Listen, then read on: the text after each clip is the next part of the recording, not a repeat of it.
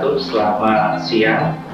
Perkenalkan, nama saya Dr. Teguh Iman Prakoso, Magister Biomedik Spesialis Bedah. Di sini saya akan melakukan tindakan pemasangan nasogastrik tube atau yang bisa dinamakan NGT. Selamat siang, Ibu. Saya dengan Dr. Teguh Iman Prakoso, Magister Biomedik Spesialis Bedah. Saya akan melakukan pemasangan nasogastrik tube kepada Ibu ya, dimana saat ini memang Ibu harus dilakukan pemasangan NGT. Kenapa saya harus melakukan pemasangan NGT pada Ibu? Karena ada beberapa indikasi yang memang saya sampaikan itu ya. Saat ini Ibu harus dilakukan pemasangan NGT dikarenakan Ibu saat ini memerlukan masuk pemberian makanan melewati NGT, dimana Ibu secara normal Ibu tidak bisa karena keterbatasan Ibu dalam memakan makanan yang normal. Nanti akan saya pandu untuk bagaimana caranya, pelan-pelan step-stepnya nanti sambil jalan. Untuk indikasi pemasangan NGT ada beberapa indikasi yang harus kita cermati. Yang pertama memang untuk pengganti cairan, mengganti makanan-makanan yang harus dimasukkan ke pasien jika memang pasien itu tidak bisa secara normal memakan makanan yang harus dimakan. Yang kedua, untuk misalnya pada kasus-kasus yang untuk membutuhkan mengurangi namanya dekompresi lambung, jadi mengurangi tekanan di dalam perut biar dia tidak meningkat tekanan intraabdomennya. Yang ketiga memang untuk terapeutik, misalnya pada kasus-kasus keracunan, itu salah satu indikasi. Pada kasus Ibu ini saat ini Ibu memang harus diperlukan pemberian cairan melalui NGT, makanan dalam artian ya, untuk mengganti cairan keluar makanan yang tadi, kemudian menyempurnakan atau menyukupi kebutuhan nutrisi yang memang harus diperlukan.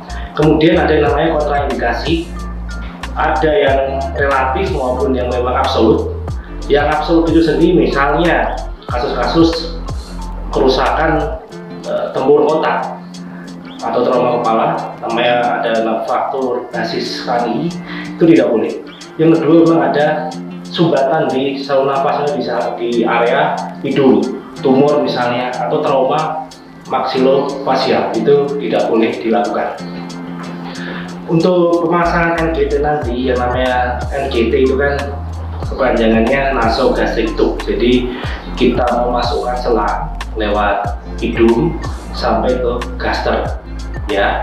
Nanti caranya kita akan jelaskan lebih lanjut, dan memang agak tidak nyaman Ibu, bagi pasien tidak nyaman, dan ini harus dilakukan karena kalau tidak dilakukan kondisi Ibu akan semakin turun. Sebelum kita memasang selang nasogastrik tube, kita tetap meminta izin untuk pasien apakah bersedia atau tidak. Jika memang bersedia, kita posisikan pasien ya senyaman mungkin. Prinsipnya ada beberapa posisi yang jelas tidak membuat pasien tambah berat kondisinya. Ada yang memang setengah duduk posisinya, ada yang memang tiduran. Kalau memang itu pasien tidak sadar, yang jelas tidak membahayakan pasien dan sesuai asesmen saat itu pada pasien. Itu yang prinsip. Yang kedua, kita secara legaltis kita harus tetap berada di kanan pasien. Itu kalau memang legaltisnya. Kalau memang tidak bisa sama sekali di kanan pasien, bisa di kiri. Tapi kita utarakan yang memang secara legaltis dulu kita berada di kanan pasien. Pada pasien ini, pasien sadar, pasien tidak ada tanda-tanda atau tidak ada kontraindikasi untuk tidak dilakukan pemasangan NGT. Jadi kita posisi setengah duduk ya, atau bisa duduk, kemudian kita posisikan saya sebagai pemeriksa sebagai operator untuk melakukan tindakan pemasangan GT berada di sebelah kanan pasien. Alat yang harus dipersiapkan antara lain NGT-nya, ya, rata-rata ambil saja ukuran 16 frame, tapi range-nya 14 sampai 20, tidak masalah. Kalau memang yang paling baik memang 16 frame. Kedua, ada spek di sini. Berapapun spek tidak masalah karena itu hanya untuk mengecek, ya. Paling baik memang yang spek yang ukuran besar, 20 cc bisa, 50 cc bisa. Yang ketiga, gel di sini harus ada karena untuk lubrikasi tujuannya, untuk mencegah adanya gesekan ke esofagus, nanti akan menimbulkan trauma. Kemudian ada bengkok untuk area yang pasca, misalnya ada kasa, ada barang-barang yang tidak dipakai, kemudian kita tetap handscoon sama ya. Kita posisikan pasien dalam posisi yang senyaman mungkin, ya. Pasien sadar, kita posisikan semicolor atau kepalanya lebih tinggi, kemudian kaki digantung, tapi itu tidak harus ya, yang penting posisi nyaman. Dan kalaupun pasien tidak sadar, bisa posisi terlentang. Tapi ini pasien sadar, kita posisikan semi forward, dan kakinya usahakan jangan bergerak, karena nanti kalau goyang nanti akan menimbulkan luka di dalam esofagus.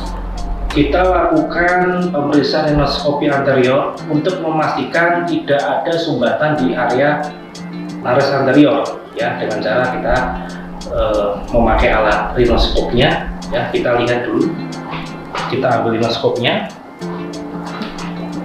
center, kita lihat. Permisi ya Bu, kita tetap izin dulu bahwa akan melakukan tindakan rhinoskopi anterior. Kita lihat. Oke. Pastikan aman, tidak ada sumbatan di area nares anterior.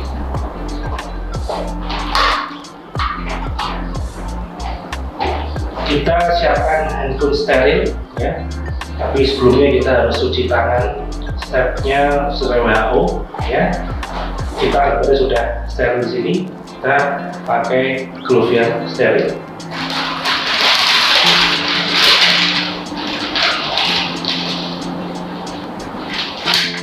Ya, kita sudah pasang handscoon yang steril. Kita ambil NGT, ya, ukuran 16 frame yang baru dan yang steril, ya. Kemudian kita menuju ke pasien, kita ukur seberapa jauh yang kita akan masukkan. Kita bisa menggunakan pinset di sini sebagai alat bantu, ya. Langsung pasien ya. Kita ukur dulu NGT-nya seberapa jauh kita akan memasukkan. Di sini ada sebenarnya ada nomor-nomornya, ya. Tapi lebih tepatnya kita ukur saja. Posisinya harusnya muter. Kita pegang seperti ini.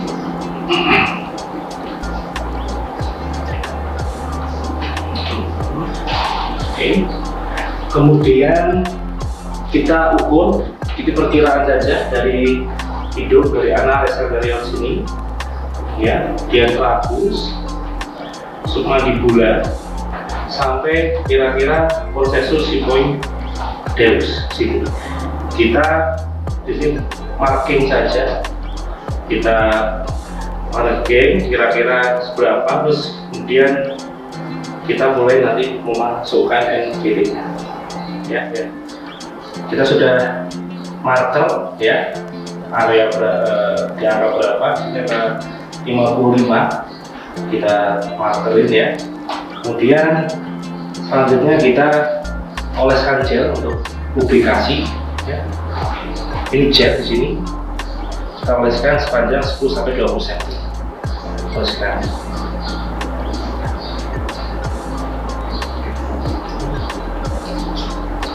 Oke.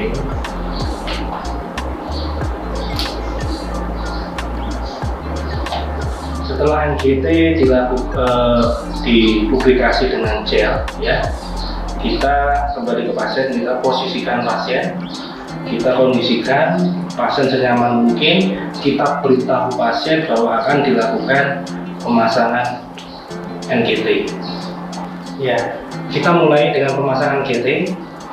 Hati-hati ya, soalnya kita harus posisi pasien harus nyaman dulu. Oke. Kita bisa bantuan alat lagi, pinset. Kita coba masukkan secara hati-hati dan secara gentle. Pasien posisi kepala lebih tinggi, ya, semicolon. Kemudian kita mulai masukkan secara perlahan. Bisa tanpa pinset atau dengan pinset, silahkan yang enak yang mana. Kita masukkan pelan-pelan ya. Posisi ekstensi dulu ya.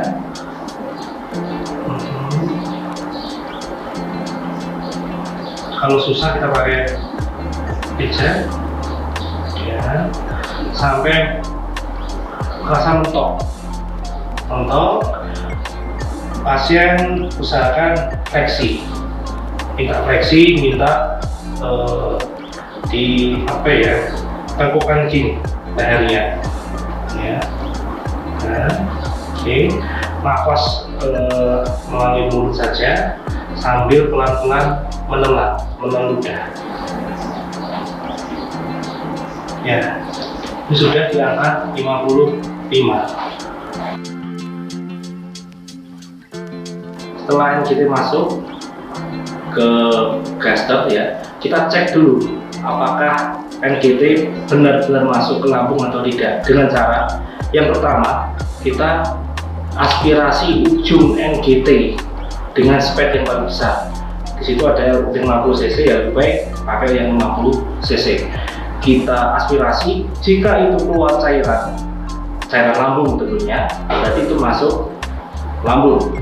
Tapi kalau kita aspirasi ternyata tidak ada cairan lambung, berarti kemungkinan false throat, masuk paru-paru.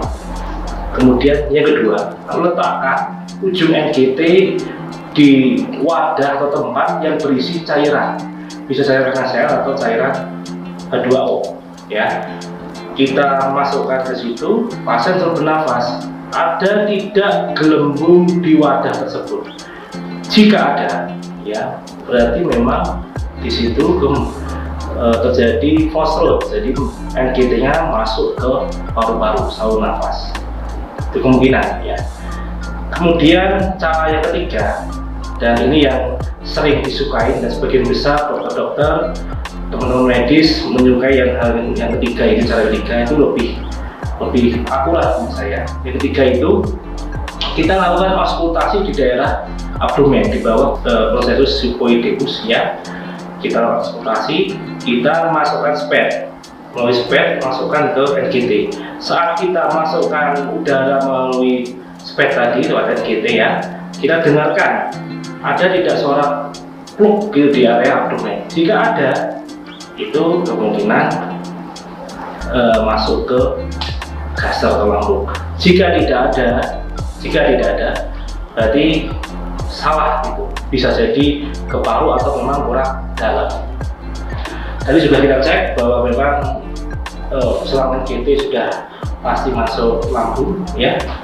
Kemudian kita fiksasikan agar tidak bergerak itu NGT, bahkan lepas ya. Kita fiksasikan dengan plaster ya. Prinsipnya yang jelas tidak mengganggu kenyamanan pasien ya, tidak mengganggu nafas pasien ya, tapi ada SOP-nya. Memang pada umumnya kita fiksasi di area dorsum nasi, kemudian kita fiksasi di area zigoma juga.